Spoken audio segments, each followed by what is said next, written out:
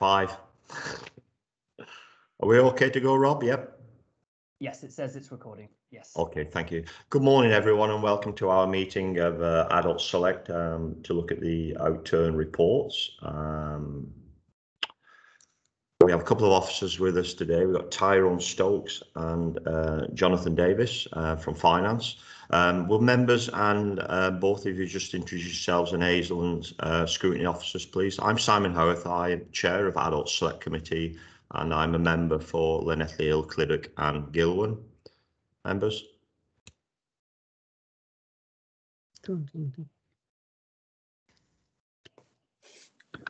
Hello, I'm Vertically. Go on, Ruth. Oh, carry on. Councillor Ruth Edwards, elected member for Llantilio Cresceni and a member of the Adult Select Committee. Thank you. Good morning to everyone. Maureen Powell, councillor for Castle Ward and Abergavenny and a member of this committee, and also good morning to you all.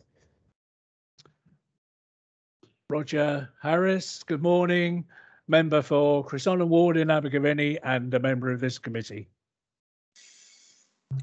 Good morning, Malcolm Lane here, member for Mardy and a member of this committee.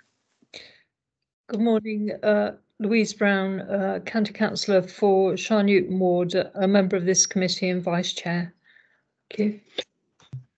Good morning, I'm Martin Grokert. I'm the member for Lansdowne Ward in Abergavenny and I'm a member of this committee.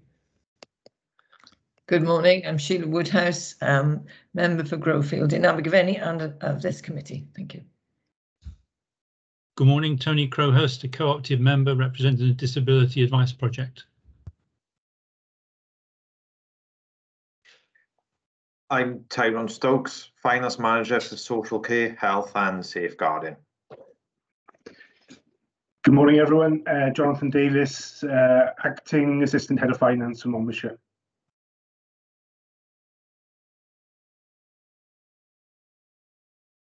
Hi, and I think we've got Chris on board with us. Chris, yes? Chris, you're on mute, you are.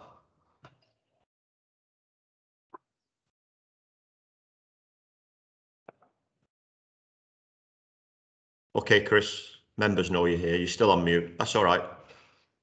Good morning, everybody. I need to get my IT head on this morning. I'm Chris Bowie. I'm the Chief Exec at Mind Monmouthshire, and I'm a co-opted member of this committee. Morning, Chris. And we have Hazel and Rob with us. They're both. Just want to introduce yourselves, what you do, please.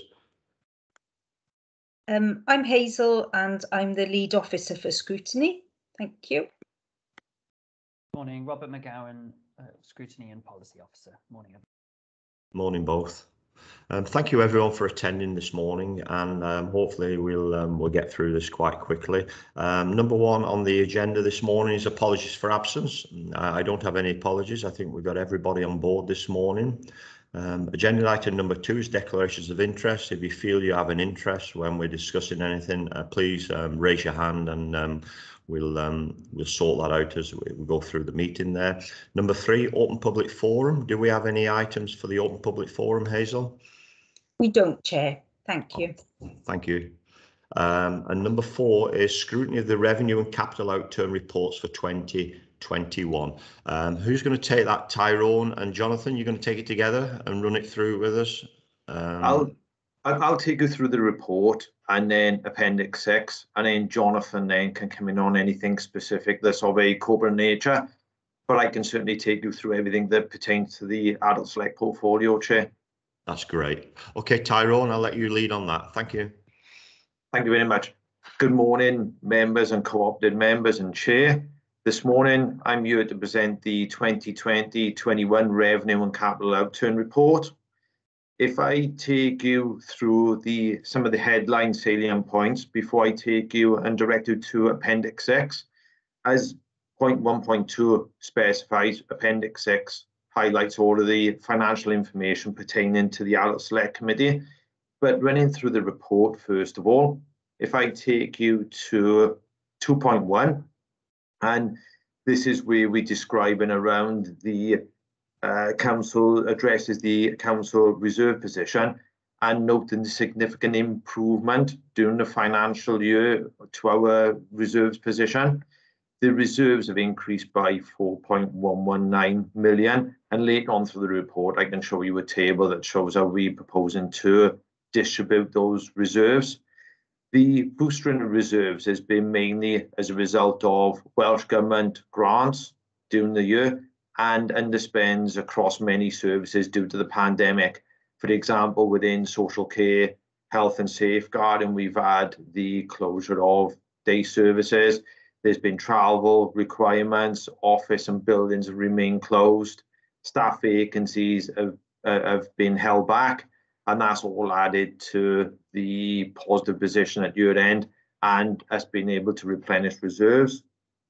2.3 is just a note to members that even though we have been in a pandemic, services have managed to deliver 85% of budgeted savings. If I take you to some of the key issues in section 3, 3.2, the ones I'd like to highlight is the continued pressures within children's services, with a number of looked after children coming into the service, and some of those were unbudgeted as part of 1920 carryover because the budget process was already set by members when we had another significant influx of looked after children. And the additional 1 3/4% staff pay award that was agreed. We only had 1% in the budget assumption, and the final pay award was settled at 2 3/4%, which gave rise to what I've just mentioned, the 1 3/4% cost increase. If I then take you down to 3.4, the table illustrates the outturn position by directorate, and the first line, social care, health and safeguarding. At year end, we delivered an overspend of 811,000. That was a £497,000 improvement since the last reported month 9 outturn. And when I take you and direct you to Appendix 6, I can go into that into more detail in those services that come under the Adult Select portfolio. 3.8 is the table I was referring to earlier around the replenishment of reserves. That's the £4.119 million. And those are the reasons for the increase in those reserves. 3.9 then is detailing those mandated savings. 85% were achieved overall. In terms of social care, health and safeguarding, we had just over £1 million worth of savings, and we achieved 75% of those savings. Those not achieved within the Adult Select portfolio was £166,000 that we never managed to achieve. That was due to renegotiation, or what we thought we could do is renegotiate the service provision with health for 10 beds that we provide health with through SEMView, and we were looking to renegotiate the purchase price of that with our health colleagues. If I now take you to the report in Appendix 6, and that's showing the specific breakdown to the Adult Select portfolio. If I direct you to Table 2, and for social care, health and safeguarding, in terms of the Adult Select portfolio, it was a budget of 34.683 million. The spend at year end was 34.209 million, which gave an underspend of £474,000. That was an increased underspend of 366,000 since we last reported to yourselves at month 9.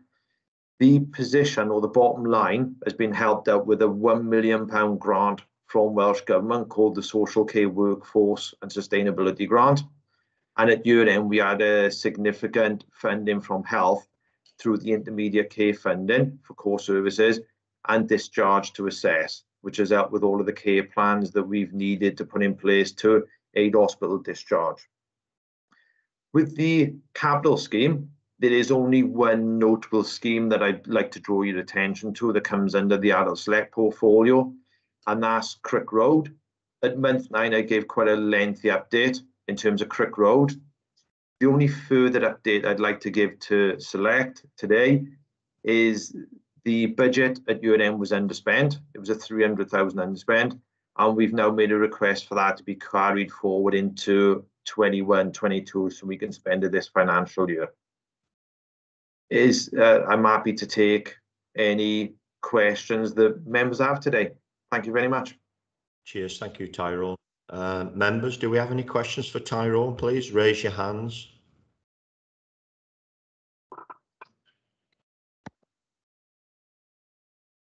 Okay, Ruth. I don't really think that maybe this question should be directed quite to Tyrone. Anyway, good morning, Tyrone. Nice to see you. But please avoid the potholes when you're on your bike.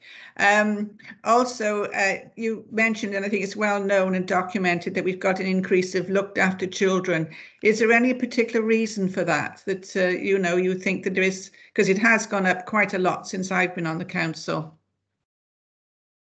It is an increase. There was a news article on BBC Wales, I think it was on the national news as well. It's not just pertaining to Monmouthshire and not even Wales. That's throughout the UK, where there is a significant increase in the number of looked after children coming into the local authority. In terms of Monmouthshire, you only need 1 or 2 large families. From 1920 into 2021, we had 2 family groups, one with 6 siblings and one with 7. So all of a sudden, it's just 2 families with 13 siblings that come into the looked after system. Yeah. And that does then represent a significant increase in itself. What we're trying to do throughout within the directorate is look to boost our in-house provision. So increase our own foster carers and grow them, if you like, so we can give the very best start to our looked after children. Unfortunately, sometimes the best provision is out of county or residential care. With that, the cost then does go up. If I just give a brief outline, the average unit cost for looked after child is 50,000. If they go into foster care, is slightly less than that. If they go into residential care, it could be upwards of £300,000-400,000, just to put that into context. Well, thank you for that breakdown, Tyrone, because I think when I came on the council in 2004, there was about 40 to 50 looked after children. And so it is going up all the time. I don't think we have so many illegal immigrants or whether legal immigrants, because they used to sort of boost it as well. But perhaps COVID now, perhaps some families are under more pressure as well, with perhaps being confined to home and all that sort of thing. So I dare say there's a lot of issues that are throwing up at the moment as well. But thank you for that anyway, Tyrone. Thank you. Your memory serves you well, Councillor. Many years ago, we were around 40, 50. But then the amount of court activities increased as well. And the judiciary system is quite vocal in the way they feel children's lives should be lived. So that's had an impact on us as well.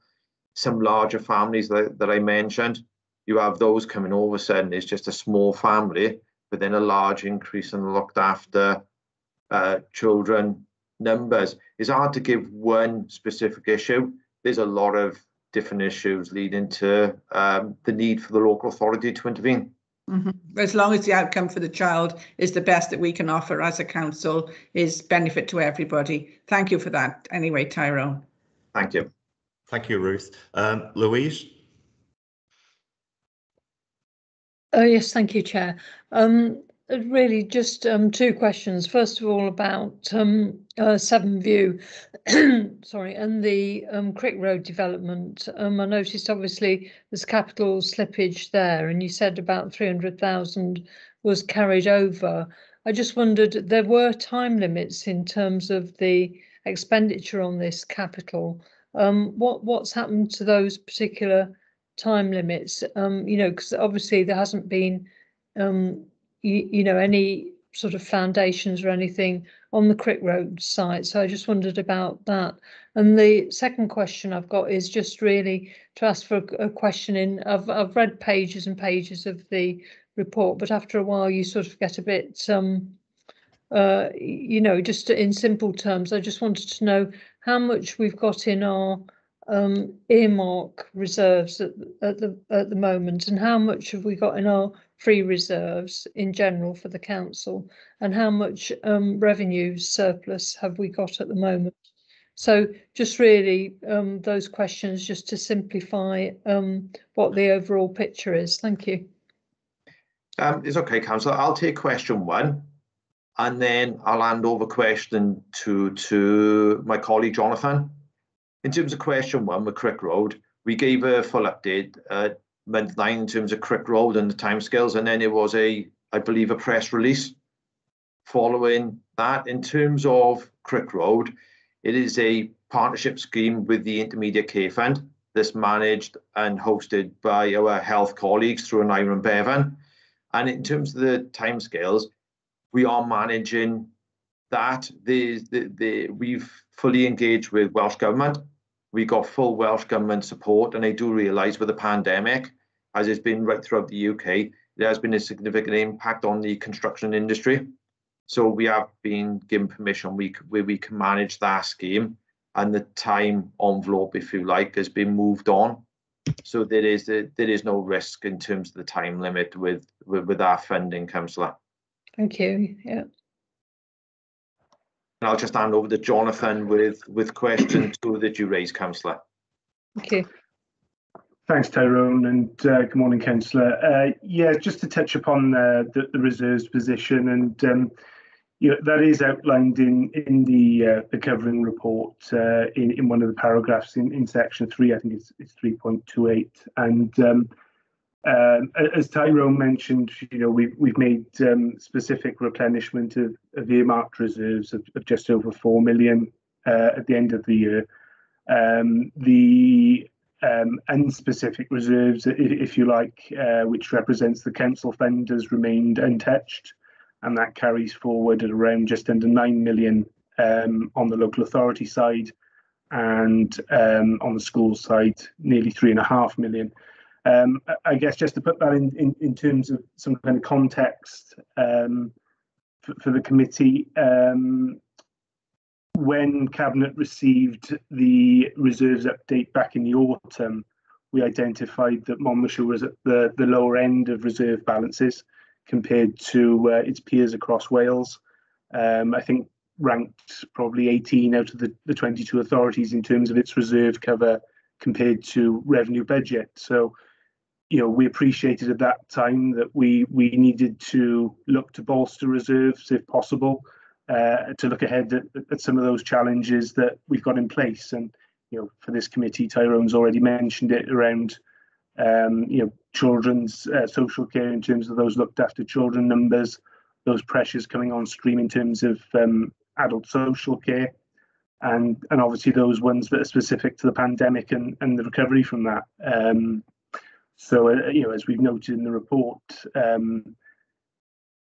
services are likely to look significantly different as we come out of the pandemic. Some will have changed permanently, some temporarily, but we're not going to know that potentially until things get back to a more kind of normal state of service delivery, and we know exactly what we're facing in terms of those challenges coming forward from the public in our county. So I think it's right and just that we look to bolster those earmarked reserves and look to mitigate some of those pressures and risks that are still probably unknown at the moment until we get back on a kind of firm footing in terms of service delivery. Hopefully that covers it off in terms of the question, Councillor. Louise?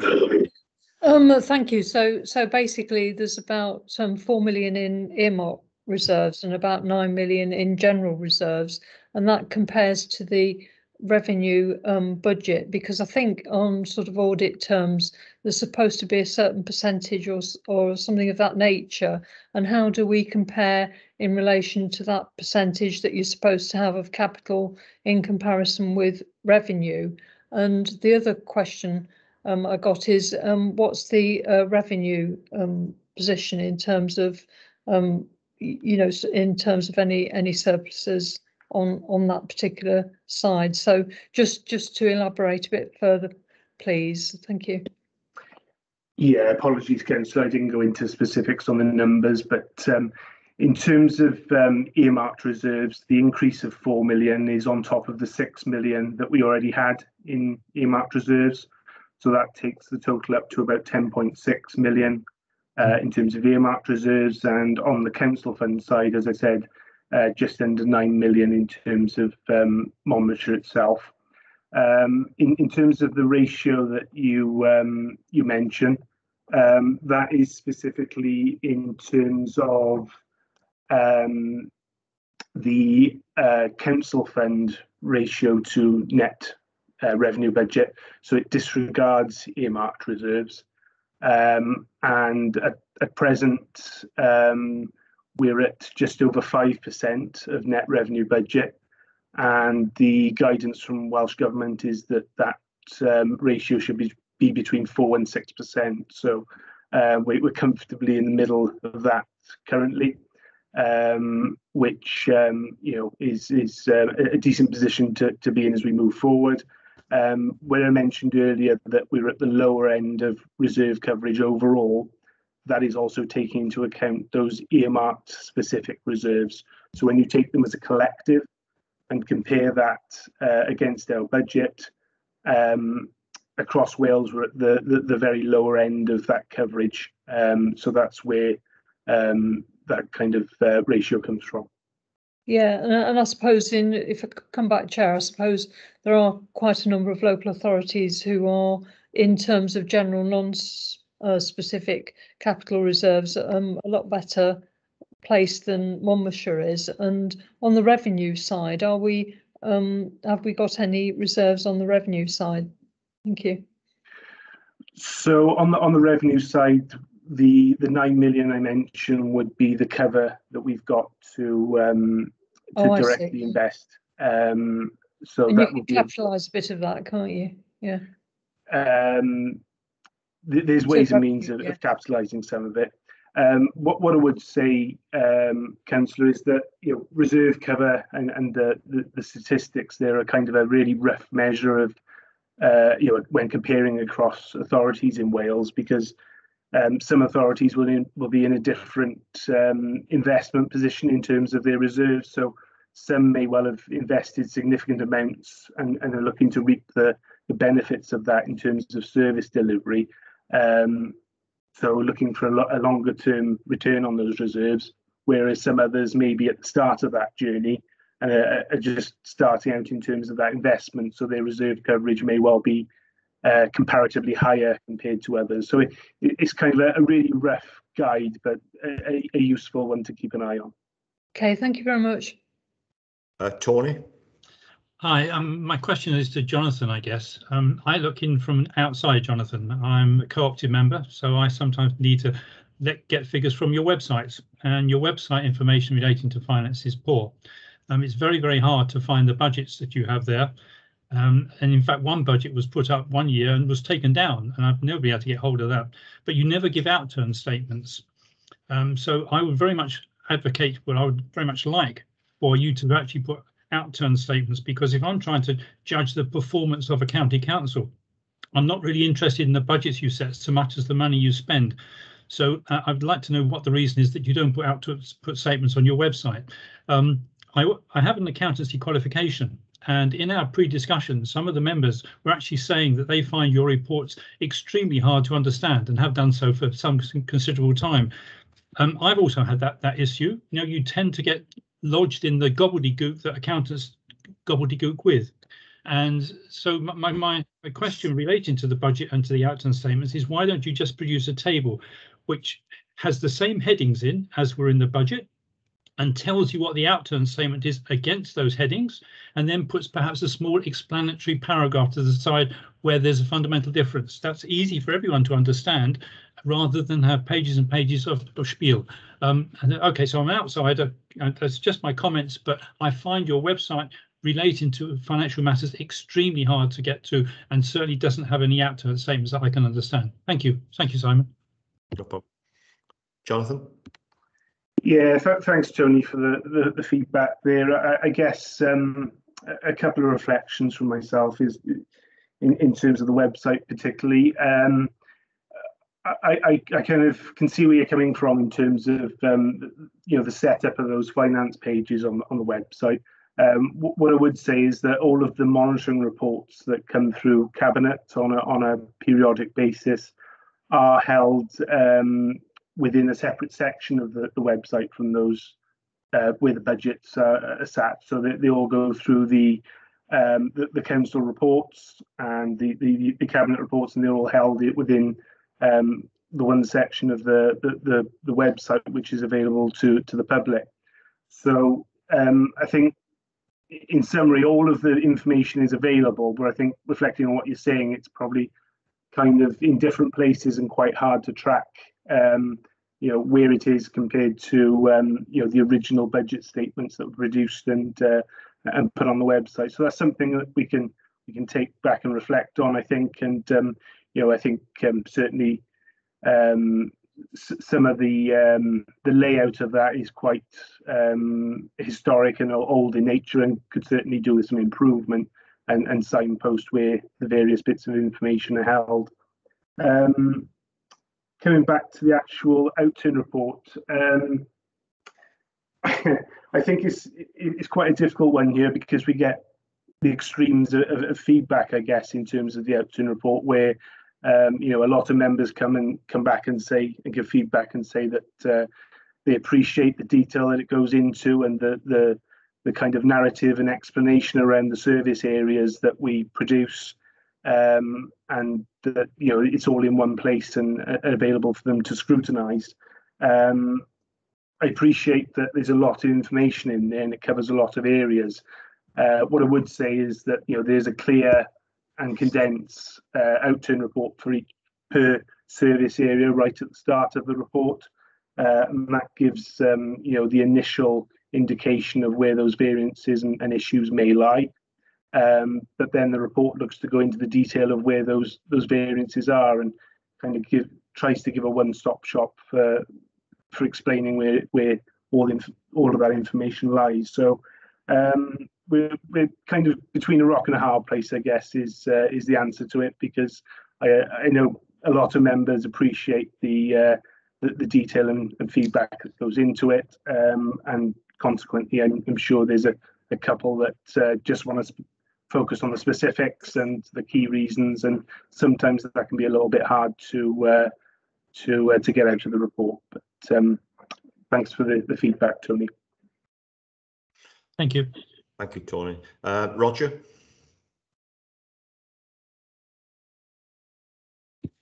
Thanks, Chair. These reports, I've been looking at them since 2004, immensely detailed and absolutely essential that everyone has all the detail if they want to look at it. What I've asked for over the years, and it doesn't seem possible to achieve this, is a simple A4 sheet saying, this is the budget for so-and-so, this is what was spent, the reason why we've got a surplus or a negative is this, and if that's done gently all the way through on one sheet of paper, you can see deviations from budgets, positive and negative, and a quick explanation, the reason why. If people then want to look into any greater detail, they can focus on that with the in-depth report. I can't see why it's difficult to actually to do that. Provide just one simple sheet of paper with summary at the end. Is that possible?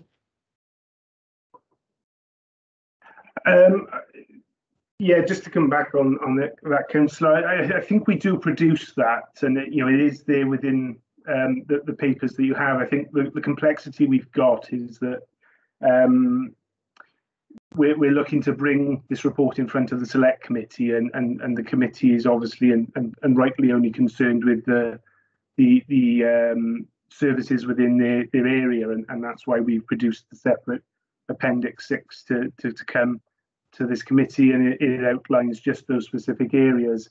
But also what we wanted to do was, give you the whole pack that was taken to Cabinet earlier this month, which gives you the overall reflections on the budget and goes into those things which we've discussed in terms of reserves and capital slippage and such like. But I think just to directly answer your question, the covering report does produce that one table. But I think, we've got to appreciate that the authority is a complex organisation. We've got, upwards of probably 50 plus service areas to comment on in terms of outturn variances. So it's not easy to just give a one-line response in terms of those variances. As Ty's already mentioned, some of those things are very complex and hard to explain. So very hard to condense and produce a one-liner explanation on. But we're certainly happy, myself, Tyrone, and the other finance managers, to take that feedback and look to simplify where we can, because we appreciate that it's certainly a detailed report. Okay, thanks, Jonathan. Sheila? Yes, thank you, Chairman. This is a question really. I'm used to looking at accounts, but I do find whatever organisation I'm involved with, we all do it in different ways. And yes, these accounts are quite complicated, as you would expect, given the amount of area it covers. However, if members could be given some sort of training, I'm just thinking I'm thinking ahead now to the new term, which is fast approaching, and it would have been very helpful to have had some type of training specifically on how to read this type of accounting, even just and possibly to take members' questions and perhaps find ways of making it easier for us to follow with regard to the different areas that we're looking at, whether we're in adults or children, young people, or the other selects, whatever our interests lie. But just a suggestion, if we could have that considered, it may be sort of a bit not late in the day, but we've all we can all follow them through, but we all have queries on regard to particular items, how the figures are printed and produced. So just a suggestion for the new term, possibly some sort of plan put in place to consider some sort of training. Okay, thank you. Okay. Thanks for the feedback. Thank you. Yeah, thanks, Sheila. I think that's so important as well, is members just have a refresher on budget monitoring. We are destined to look at outturns, but we are destined to do quarterly budget monitoring as well, as or wherever they are produced. And I think for members, it would be really good just to have a briefing session, really, and just to run through. And I'll give you an example. I requested the grant situation for the budget for financial year 21-22, which I've never received. The amount of grants that we apply for Welsh Government, I used to get them, i.e. we have waste grants, etc. But we have lots of grants because we've spoke about them today from Welsh Government. The kinds of money that we have for each department and what grants we have, especially for adults. I know there are many others, but I've never received them. And I think understanding all these things and the function of the branches coming off finance is so important. I don't think I've got any more members with questions. I just want to ask a couple myself, probably directed at Tyrone and to Jonathan. You've mentioned that we've actually put considerable amount of money back into reserves from the directorate, which was not spent there, which was underspent. May I ask a question then on the grant side of that? Because my view is, if you apply for a grant or we're given a grant, that grant comes from A, B, C, and D. Surely, if we are audited and we haven't disposed of that grant, we'll have to give that grant back. Is that how it works? Because it does concern me, because looking at some of the capital projects that we'd forecast to carry out and COVID delays, everything's COVID delayed, everything, and no disrespect, everything is COVID delayed, right? I can't see probably 80% of this ever being done.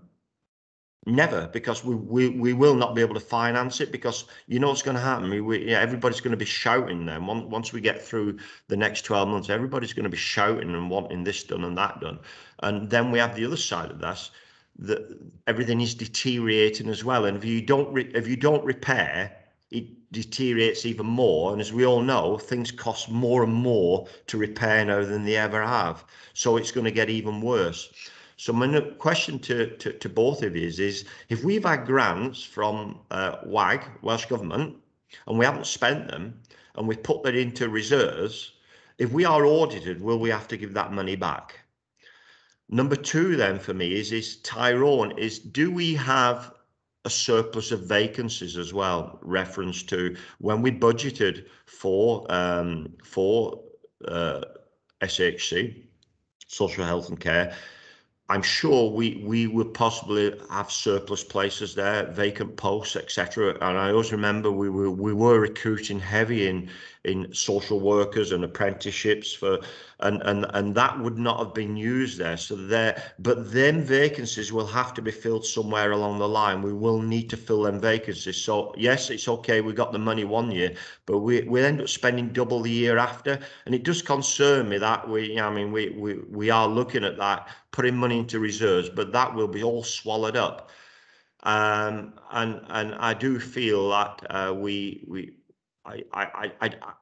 my personal view is, I don't know about the committee, but my personal view is this is all false at the moment. We can all go back to COVID, but actually it's all false, because we've got businesses and lots of people, a lot of our providers are really struggling there on delivering services. Whereas we haven't delivered services because we're saying that actually we've saved money because we're putting them back into reserves. I find that quite difficult to understand. So I'm going to leave it there now, but there are my comments. Number one, I'd like to see the grants that we've obtained, reference to this financial year, from WAG, and only solely for this directorate, because it is important.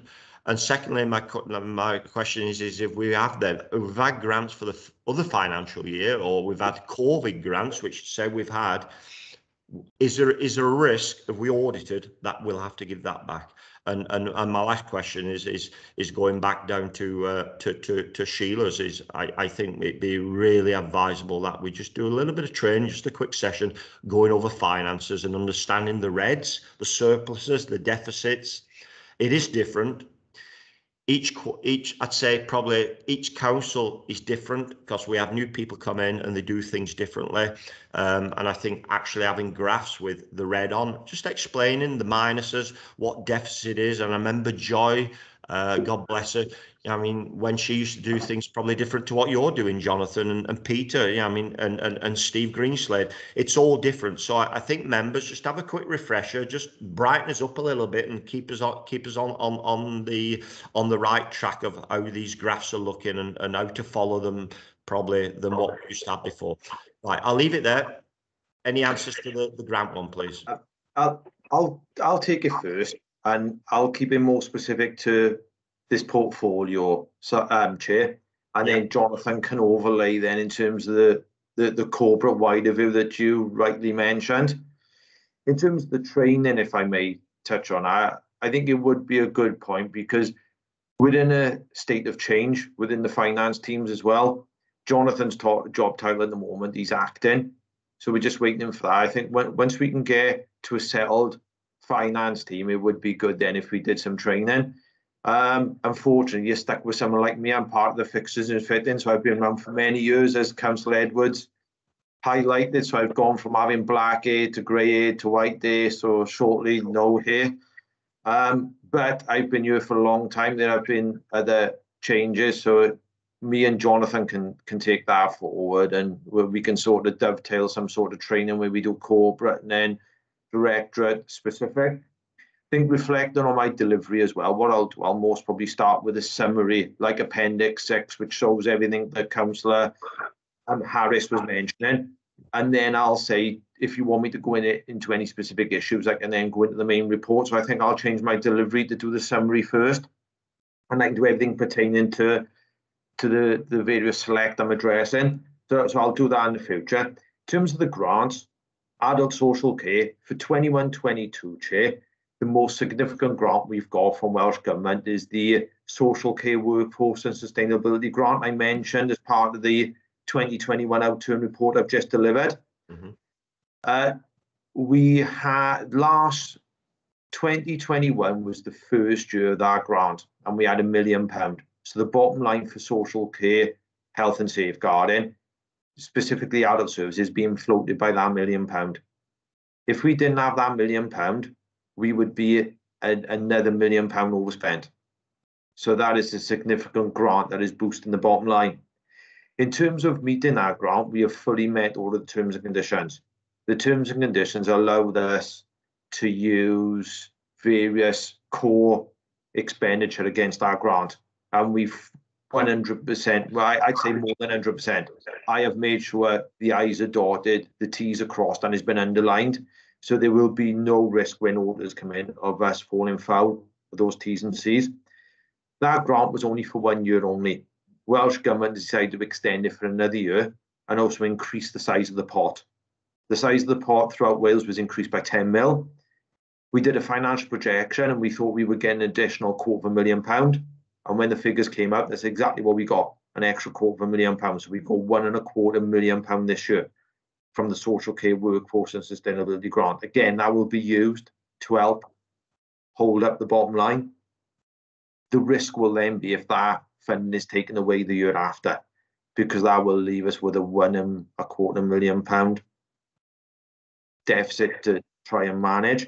In terms of other grants, we've got a plethora of grants within social care, right throughout social care, adult services and public protection that falls under the Social Care and Health Directorate. We fully meet all of the T's and C's on that as well in terms of the expenditures, so there's no risk. If there is any underspend, we are fully accounted for that to be returned back to the grant awarding body, whether that's WAG or any other grant awarding body. We treat them exactly the same.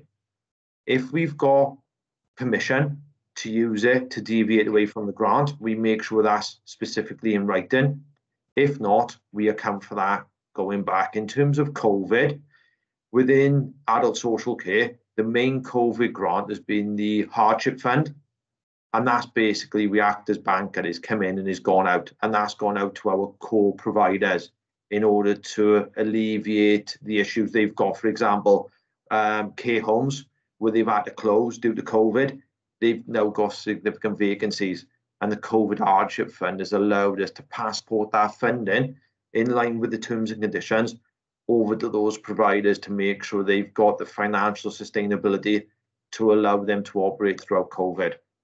In terms of question 2 that you raised, Councillor, in terms of the vacancies in social care, within adult services, we have got no significant frontline vacancies in terms of social care teams. The vacancies that the report refers to are more the office-based staff, where we feel that the coalface is fully manned, if you like. So frontline services have got all of the staff and resource they need in line with the budget, but where we can keep back office vacancies for the corporate good, if you like, that's what we've tried to do. In children's services, I'll touch on that. I know it's outside of the directorate, but it does have an impact on the bottom line. With children's services, we've got social worker vacancies, but we've had to fill those with the agency that is a slightly higher cost. I think I mentioned that at month 9, but that's more the availability of specific children's services, social workers. At that time, we just having maybe an issue with recruiting or retention.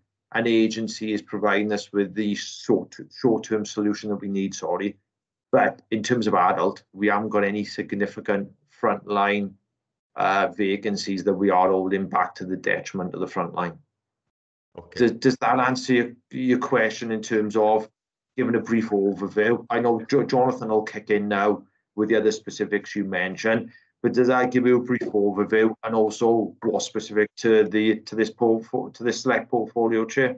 Yeah, I think for me it is when we make the statements of the COVID hardship fund and the grants that we have, and we've been able to replenish reserves because the monies that we haven't spent actually put back into reserves.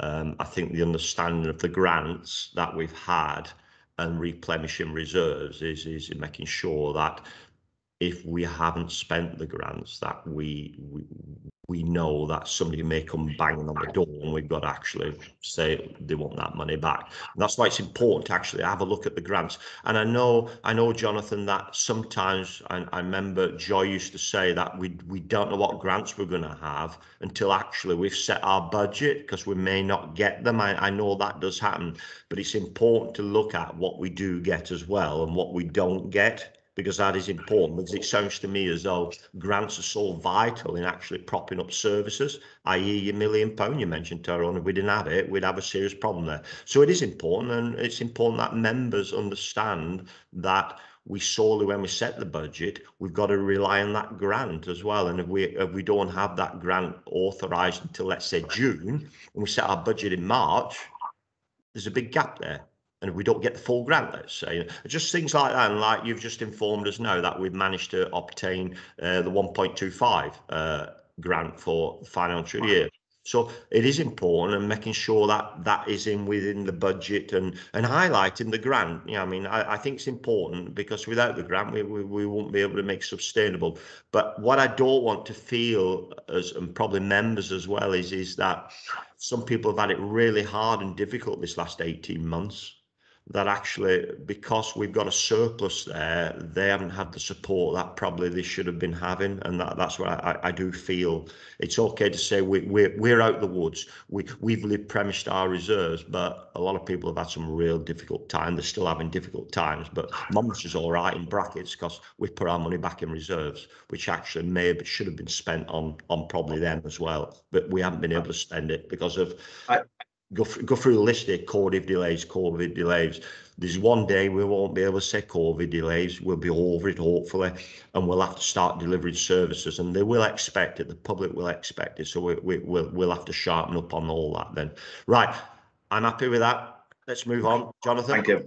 I've got Louise Brown. Louise. Yes, thank you, Chair. It's just another question. I was looking at, it says on mine, I think it's page 39 and page 40, and it goes into social care and health, and then it goes through various things. I think you've already explained the renegotiate 7-view section 28A contract sum, and obviously there is a deficit there because the negotiation didn't seem to go as well as we were expecting. But it also mentions in that chart missed project consequences, and there's a surplus there of 250,000. So could you explain about what's happened on the missed project, please? The missed project is one that sits outside of this select, is one this for children's services, but I'll just give a very brief overview. All right, yeah. With the missed project, that's a multi-agency service therapy delivery service. Sorry, it is a mouthful. That's why we've condensed it down to missed. And what we look at is with children's services, as Councillor Edwards rightly pointed out, we have seen a significant increase in look after children coming to this authority. That's not unique to this authority. That's not unique to Wales. That is UK-wide. What we're trying to do is, with intermediate care funding that we've had through health, we've looked at more specialist services where you can look at those high-end complex children's cases, and we can put specific therapy support in place that we can look to take them from those high-cost out-of-county placements and bring them more in-county. We can only do that if we've got a rounded offer that we can give. That's not just trained foster carers. They need other support as well, psychiatric support, therapy support, and so on and so forth. Without that, placements break down. So that's what we've done. Well, that's what we've done. We've set up this specialist team. They look and target these specific complex cases and see if we can give those children a better offer. We can bring them in county, familiar surroundings that they're used to try and limit the disruption and the upset to these children, to give them the very best start in life. That's the missed project that you refer to. And what we've done is the 250,000 is we have looked at some cases that specifically meet that criteria, and they are on the workload of those missed team, and where we feel the most important thing with this is the child at the end of it. We want to make sure we can meet all of the requirements of the child, and as a consequence, can we then reduce our cost? And that's what the missed team look at. And I can't speak more highly of the missed team. From the finances, I do like to be hands-on if I can. And I've seen the work that they've done, and with those children that they brought in county, they've managed to keep them in county as well, which is no mean feat. It is a very difficult thing to try and do. And it's trying to deliver savings as well on the back of it. But that's the missed project in a nutshell, Councillor. Sorry, Donna. Sorry, didn't mean to interrupt. is it through you? Is it basically that the project has been delayed in some senses, or is it, and there's still some outstanding work to do, or is the surplus due to the fact that it's been successful in sort of more in county placements? I'm not quite clear whether the 250k is sort of waiting there, or whether it's a savings type of surplus. Thank you. Sorry, Councillor. You are right to point out it is a specific mandated saving.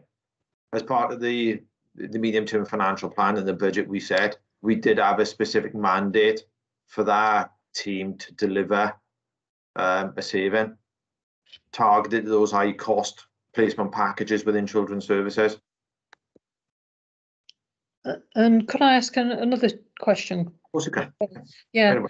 In the same chart, I'll ask this probably on behalf of Tony. It says that there's a reduction in disability services as well of 7,000. Could you explain?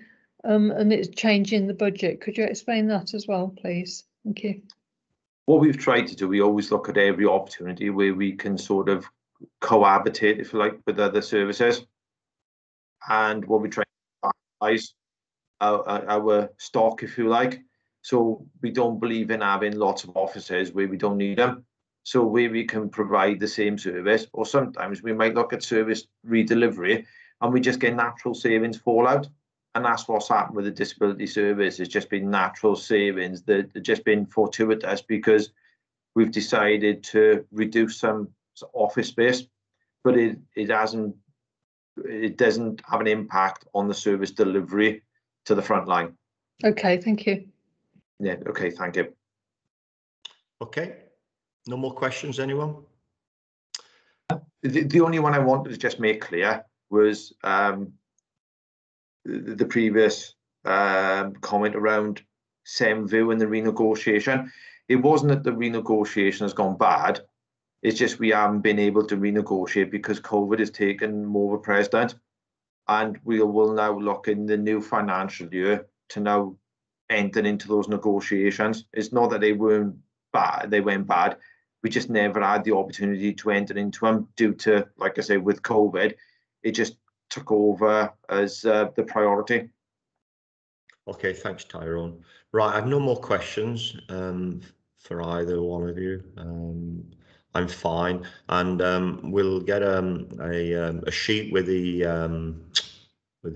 grant that we obtained for the directorates and what we've been successful in, and for yourself and Jonathan to look at probably setting up a session for some training, just to have an overview of financials and how it's happening for the next 12 months. That would be really important. I'm sure members would appreciate that across the spectrum.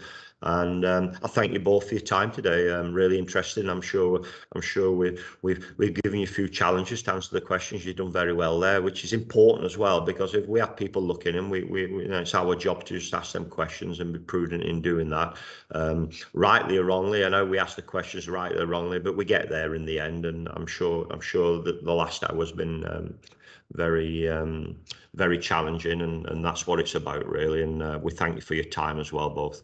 Thank you, and good morning to you, and we'll see you soon. All right. Thank you very much. Bye now. Thank you. Right, members, can we just move on to the agenda to the next item? Hazel, could we just look at the,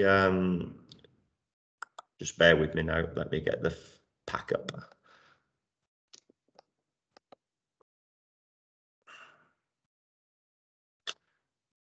Okay, look at the work programme, agenda item number 5. Has anybody got any comments on that? Where are we with Ian and the Gypsy and Travellers, Hazel?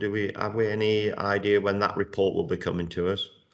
We need a workshop, Chair, before we have a report. That's the next stage, is to have a scrutiny workshop. So I'll chase them and see where we are with that. You'll see that for the next meeting, we've got performance reporting, which is going to all the selects, and we've also got hopefully the chief officer's report, and that will probably flesh out some of the sort of areas that you've raised this morning, Chair, in terms of understanding the directorate's position at the moment and future challenges going forward. Okay, and are we okay for the 27th of July, everyone, on that? And I know I'm just jumping ahead there, but it's just a work program really. We got it down for the 27th. Are we okay for that, Hazel, or do you think that'll be moved with being in the holidays? Ruth, I got your hand up, Ruth. You're on mute, Ruth. Hi, Ruth. Thank you, Chair. Just to say that I put my hand up and say I'm okay with the 27th. Okay, no problem. Everybody else okay with the 27th? Yep. Okay. No, sorry, I'm not around on that date, but it looks like I'm going to be the only one, so I'm sure you'll manage brilliantly. Okay. As I said, there's a couple of items on there. We'll be okay for that, Hazel. Will Julie have that ready for us? Yeah. I hope so, Chair. I mean, we couldn't push the meeting any later into August, so hopefully, that gives us enough time. Okay, so right, we'll go for the 27th then. If Hazel, if we're struggling there with the reports, just let us know quickly, and then people can sort themselves out, because we are into a busy period there as reference to the holidays, etc. And I know we'll all be flying off everywhere and doing our things. No, as I said, we're well into summer there, and children and etc. And it will be a busy time. So just let us know in case we're running into any difficulties there. And where are we with Ian on that then? So where are we going to fit this in this workshop? Then we'll go into early autumn with it. Yes. I think so, Chair. I don't think that they're ready to meet yet. I think it's looking back at the early autumn. Yeah. Members, any comments on this? No. Okay, that's great. And we got the forward work plan from Cabinet. I don't think there's anything on there, is there, Hazel? No, we got nothing which we just need to take sight of. No, Chair, it's there for your oversight, really, to see what Cabinet are bringing forward and pull anything forward, or for members to ask officers to see reports in advance if there's anything that is of interest to them. Yeah, that's great. Okay. Everybody happy with that? Any comments on that, members? No, let me just go back into my... And then to confirm the minutes of the previous meeting, do we have any comments from the meeting we have? Chris? You're on mute, Chris. I just had a comment on the forward work plan. It's okay, really, I couldn't get my camera on and my hand up in time. I do beg your pardon. It's called a forward work plan, but when I look at the dates of everything in that plan, they're all in the past. Am I just being silly? But it's called a forward work plan, but all of the dates in the date column are previous to today's dates. I just wanted to comment on that it's very strange. Yeah, Chair, you are right, and that's we need to put in the future dates and populate the work programme. We haven't got an extensive forward work programme. Hello, Hazel, you've gone a bit funny on us. Sorry, Chair, the postman came and no problem. Slight disturbance there. On my plan, here, I yes, I've got some old dates, but I've got new dates as well. start at the top. So if I go down the page, yes, there are some old dates there of cabinet decisions, and they're all marked in a highlighter in dark. And then I go to May there, 12th of the 5th in single member decisions, and then I've got council in the 5th. So yeah, they're all old. That's May's. But once I start working up there, I got 9th of the 6th, Welsh Church Fund, which went to cabinet. And then I'm going up to the 7th now, Abergavenny CRC, Racecourse Farm, 6th of the 7th, July's, Gilwan Site Developments, Active Travel Networks. So it is forward, even though it's got the old ones on there. Am I right in saying that? Or am I wrong? I just got on my plan here, it's got them on there. It's got 22 even on here. Capital Strategy Council will be coming in September to us. My apologies, Chair. I was looking at the second column from the end. I didn't even see the date, so my apologies. It was me misunderstanding it. Yeah, so the last thing I've got on mine here on my plan is 20. Oh yeah, there's a 21 on there, final statements of accounts, why that's put on there, but I've got 23s on there. So I mean, Treasury policy 22s, LDP submission for examination. So yeah, it is back to front. It may be the other way around. What's your thoughts on that, Hazel?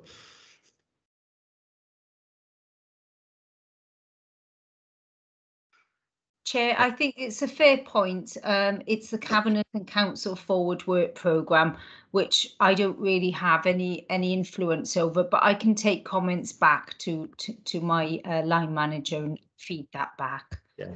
I wasn't sure if the discussion was about the Scrutiny Forward Work Programme or the Cabinet Forward Work Programme, but in terms of the Scrutiny Forward Work Programme, it does need to be populated into the autumn. Some of the other selects have got sort of a longer range in terms of their work programme and items against the dates up till Christmas, for example, but ours does need populating, and I think what we need to do is have a discussion with the Chief Officer to work out what those areas should be. And I was hoping that when we scrutinise her Chief Officer annual report, that it will give us that direction of the areas that we need to be focusing on, because so far this committee this year has really just talked about COVID. And as you've mentioned today, there is now this sense of we need to move forward and programming items for discussion that would be regardless of COVID. So yeah take that, Chair. Yeah, we need to get into and policy as well. Yeah, I mean that's what we're about, making sure that we're delivering agreeing policy, etc. And what Crick Road's so important as well. Yeah, I mean I get all the things, but we need to move from COVID. We're still operating, so and we can keep challenging on things within the directorate. Right, let's move to confirm the minutes of our meeting, our last meeting. Everybody happy with that? That was with Ian on the 25th of May. Any questions? Any amendments? Are we all in agreement? Can I move them as an accurate and true record? Yeah, yes, I got Roger and Sheila as a seconder. Right, okay. I've got no hands up there, so let's move them as an accurate and true record. Thank you, members. And then I go to the last item, which we've just discussed, the meeting in July. Everybody happy with that date? And we'll stay at 9:30 for pre and 10 o'clock for the meeting. Everybody happy with that? Yep. Okay. Let's move that one. Thank you very much. And thank you, members. It's been a short meeting, but it's been really important as well. And we're a few challenges there. Groceries on and now it's been a short meeting. No matter. Okay. I'll let you go and enjoy the rest of your day. Thank you. Thank you. Bye-bye. Thank you all. Bye. Thank you. Bye-bye. Hazel, just 2 seconds before you disappear.